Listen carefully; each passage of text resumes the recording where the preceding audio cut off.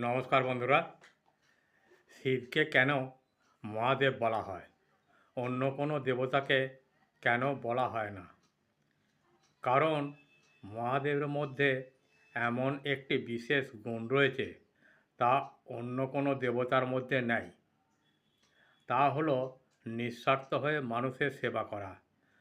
যদি প্রয়োজন পড়ে, যদি সৃষ্টির পথে কালো মেঘ ঘনিয়ে থাকে, তখন নিজের প্রাণের চিন্তা না করে হলাহল পান করার জন্য প্রস্তুত থাকেন মহাদেব।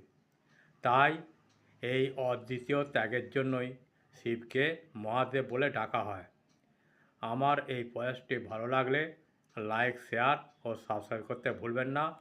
ওম নমঃ শিবায়, ওম নমঃ শিবায়, ওম নমঃ শিবায়, ওম নমো ভগবতে শ্রীকৃষ্ণ বাসুদেবায় নমঃ। নমস্কার, ভালো থাকবেন।